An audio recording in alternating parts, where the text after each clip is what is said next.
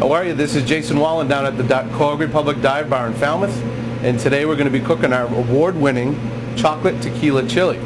So let's get right into it. First thing we're going to do is we're going to brown a little bit of sweet and Italian sweet and hot sausage, and then we're going to put our hamburger in there too.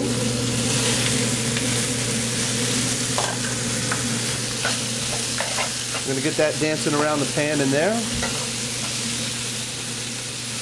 And then we're going to add our veggies too. Any good chili, you got some really good onions. And we got some red and green peppers.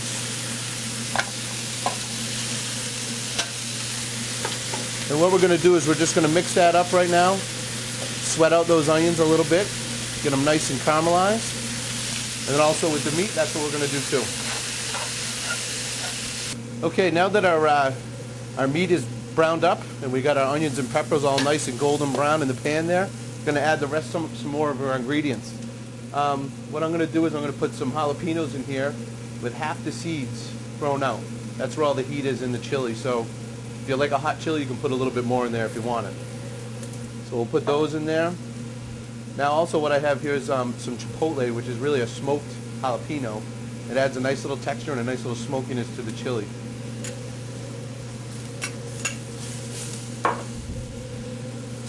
Put those in there, work them all around.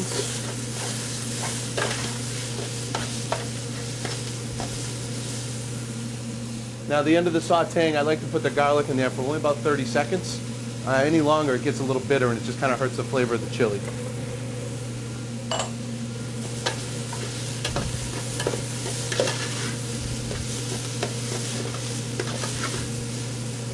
So once you got all those mixed up, you add your meat.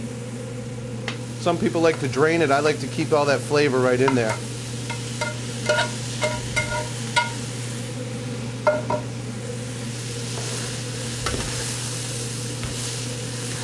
Give that a really good stir.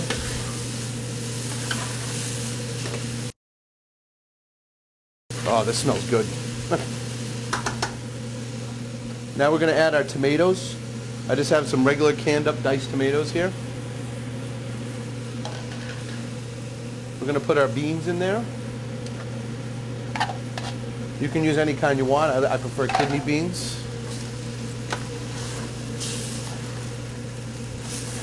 Mix all that up. Now I'm going to add some spices here.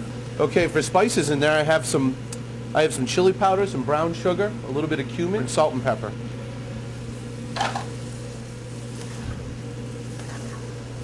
And what all those flavors will do is they're just going to really combine nice with the chipotles and the jalapenos and all the peppers and onions that we have in there. Next, we put a little bit of tomato paste in there. This will add a little richness to it and help thicken it up a little bit. And also some beef stock as well.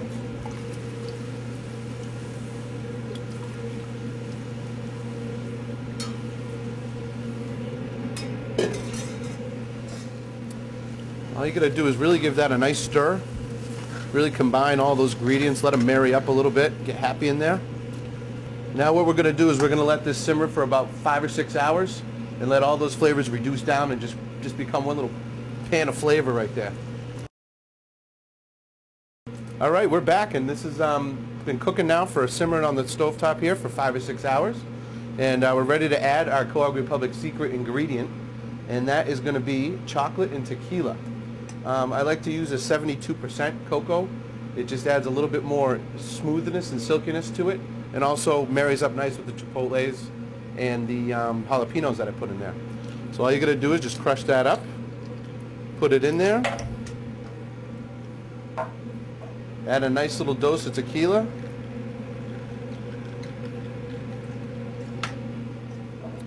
and just turn that up a little bit and let that chocolate all melt right in there. Really what makes this dish is the chocolate and the tequila. You don't really taste them in the beginning, but in the finish of it, it really hits the back of your palate. All right, we're going to turn the heat off there. And there is the Quahog Republic Dive Bar Chocolate Tequila Chili.